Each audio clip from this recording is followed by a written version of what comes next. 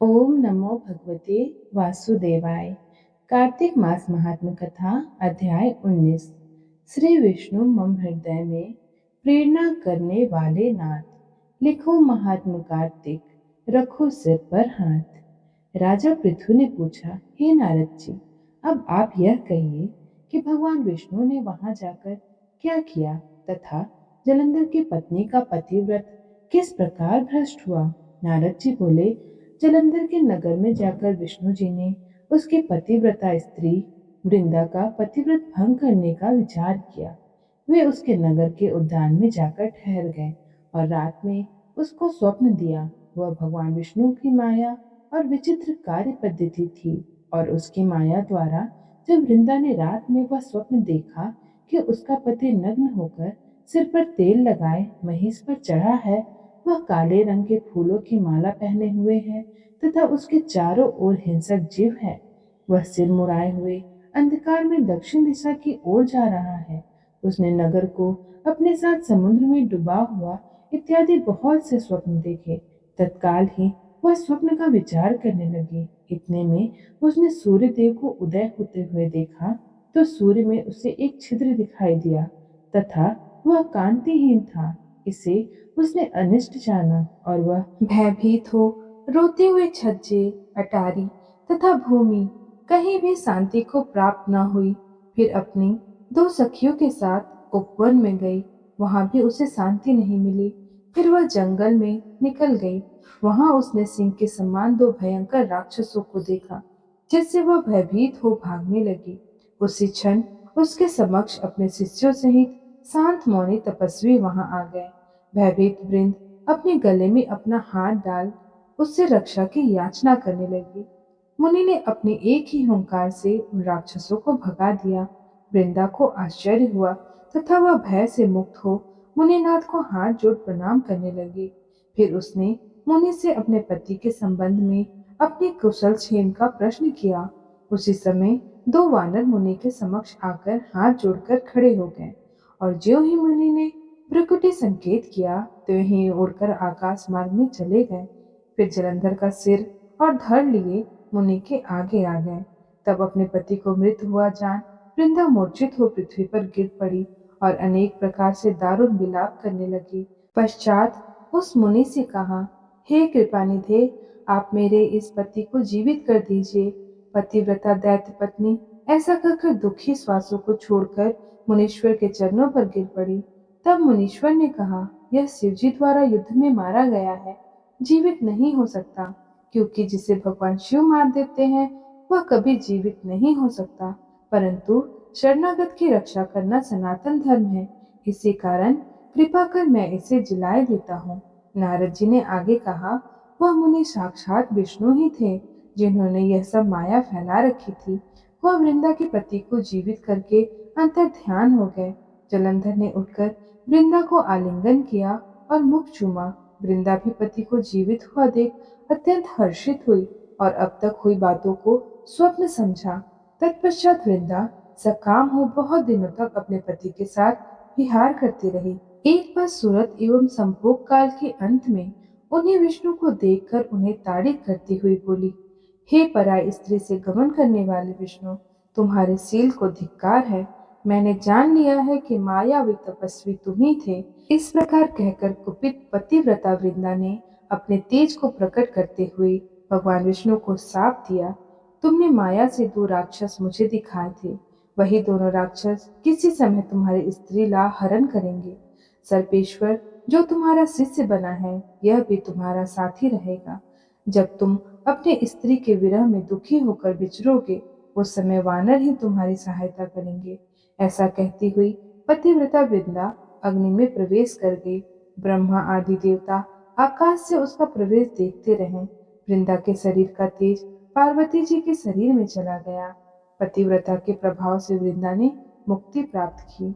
जय श्री हरि विष्णु। ओम नमो भगवते वासुदेवाय। कार्तिक मास महात्म कथा अध्याय 20।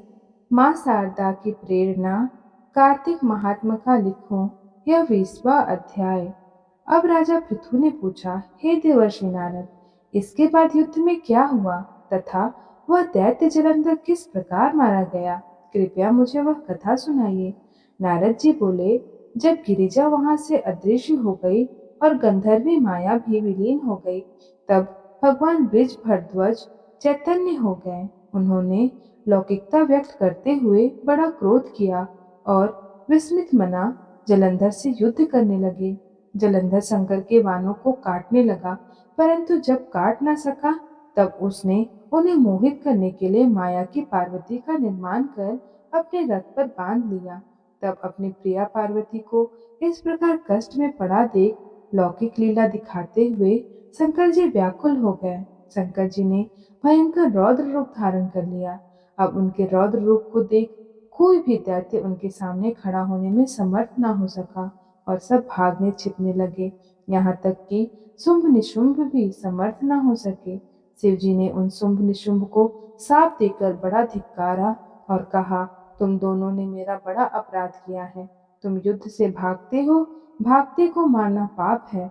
इससे मैं तुम्हें अभी नहीं मारूंगा, परंतु गौरी तुमको अवश्य मारेगी। शिव जी के ऐसा कहने पर सागर पुत्र जलंधर क्रोध से अग्नि के समान प्रज्वलित हो उठा। उसने शिवजी पर घोर बाण बरसाकर धरती पर अंधकार कर दिया। तब उस दैत्य की ऐसी चेष्टा देखकर शंकर जी बड़े क्रोधित हुए तथा उन्होंने अपने चरणांगुष्ठ से बनाए हुए सुदर्शन चक्र को चलाकर उसका सिर काट लिया। एक प्रचंड शब्द के साथ उसका सिर पृथ्वी पर गिर पड़ा और अंजन पर्वत के समान उसके शरीर के दो खंड हो गए, जिसके रुधिर से संग्राम भूमि व्याप्त हो गई। शिवज्ञा से उसका रक्त और मांस महारौरव में जाकर रक्त का कुंड हो गया तथा उसके शरीर का तेज निकलकर शंकर जी में वैसे ही समा गया जैसे वृंदा का तेज गौरी के शरीर में प्रविष्ट हुआ था। जलंधर को मरा देख देवता और सब गंधर्व प्रसन्न हो गए। माँ शारदा की प्रेरणा स्वयं सहाय। जय श्री हरि विष्णु। जय श्री हरि विष्णु। कार्तिक मास महात्म्य कथा अध्याय 21। लिखने लगा हूँ श्री हरि के चरणों में शीश नवाए, कार्तिक महात्म्य का बने यह 21वां अध्याय। अब ब्रह्मा आदि देवता नतमस्तक होकर भगवान शिव की स्तुति करने लगे। वे बोले, हे देवाधिदेव, आप प्रकृति से परे पर ब्रह्मा और परमेश्वर हैं। आप निर्गुण, निर्विकार और सबके ईश्वर होकर भी नित्य अनेक प्रकार के कर्मों को करते हैं। हम ब्रह्मा आदि समस्त देवता आपके दास हैं। आप प्रसन्न होकर हमारी रक्षा कीजिए। हम आपकी प्रजा हैं तथा हम सदैव आपके शरण में रहते हैं। नारद जी राजा पृथु से बोले, जब इस प्रकार ब्रह्मा आदि समस्त देवताओं एवं मुनियों ने शंकर जी की अनेक प्रकार से स्तुति करके उनके चरण कमलों का ध्यान किया, तब भगवान शिव देवताओं को वरदान देकर वहीं अंतर्ध्यान हो गए। उसके बाद शिव जी का योगागान करते हुए सब देवता प्रसन्न होकर अपने अपने लोक को चले गए। भगवान शंकर के साथ सागर पुत्र जलंधर का युद्ध चरित्र पुण्य प्रदान करने वाला तथा समस्त पापों को नष्ट करने वाला है। यह सभी सुखदायक और शिव को भी आनंददायक है। इन दोनों व्याख्यानों को पढ़ने एवं सुनने वाला सुखों को भोगकर अंत में अमर पद को प्राप्त करता है। ओम नमो भगवते वासुदेवाय। जय श्री हरि विष्णु। कार्तिक मास महात्म कथा अध्याय 22। 22वें अध्याय की जब लिखने लगा हूँ बात, श्री प्रभु प्रेरणा प्राप्त कर राजा पृथु ने नारद जी से पूछा, हे देवर्षि, कृपया आप अब मुझे यह बताइए कि वृंदा को मोहित करके विष्णु जी ने क्या किया और फिर वहां कहाँ गए। जब देवता स्तुति कर मौन हो गए, तब शंकर जी ने सब देवताओं से कहा, हे ब्रह्मादिक देवताओं, जलंधर तो मेरा ही अंश था, उसे मैंने तुम्हारे लिए नहीं मारा है। यह मेरी सांसारिक लीला थी। फिर भी आप लोग सत्य कहिए कि इससे आप सुखी होंगे या नहीं। तब ब्रह्मादिक देवताओं के नेत्र हर्ष से खिल गए और उन्होंने शिव जी को प्रणाम कर विष्णु जी का वह सब वृत्तांत कह सुनाया जो उन्होंने बड़े प्रयत्न से वृंदा को मोहित किया था तथा वह अग्नि में प्रवेश कर परम गति को प्राप्त हुई थी। देवताओं ने यह भी कहा कि तभी से वृंदा की सुंदरता पर मोहित हुए विष्णु उनकी चिता की राख लपेट इधर उधर घूमते हैं। अतएव आप उन्हें समझाइए, क्योंकि यह सारा चराचर आपके अधीन है। देवताओं से यह सारा वृतांत सुन शंकर जी ने उन्हें अपनी माया समझाई और कहा कि उसी से मोहित विष्णु भी काम के वश में हो गए हैं।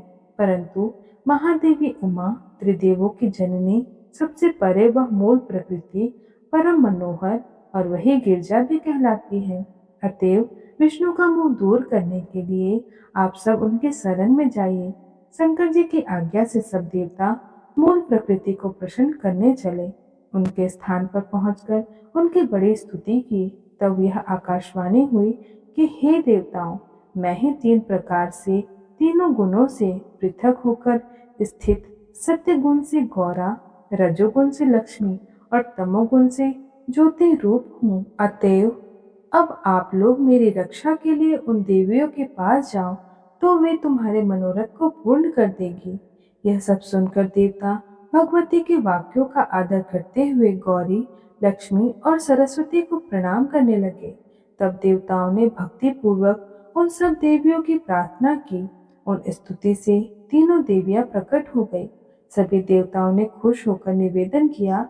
तब उन देवियों ने कुछ बीज देकर कहा, इसे ले जाओ, बो दो, तो तुम्हारे सब कार्य सिद्ध हो जाएंगे। ब्रह्मादिक देवता उन बीजों को लेकर विष्णु जी के पास गए। वृंदा की चिता भूमि में डाल दिया। उससे धात्री, मालती और तुलसी प्रकट हुई। विधात्री के बीच से धात्री, लक्ष्मी के बीच से मालती और गौरी के बीच से तुलसी प्रकट हुई। विष्णु जी ने जो ही उन स्त्री रूप वाली वनस्पतियों को देखा, तो वे उठ बैठे। कामासक्त चित्त से मोहित हो उनसे याचना करने लगे। धात्री और तुलसी ने उन्हें प्रीति की। विष्णु जी सारा दुख भूल देवताओं से नमस्कृत हो अपने लोक वैकुंठ में चले। वह पहले की तरह सुखी होकर शंकर जी का स्मरण करने लगे। यह आख्यात शिव जी की भक्ति देने वाला है। जय श्री हरि विष्णु। राधे राधे।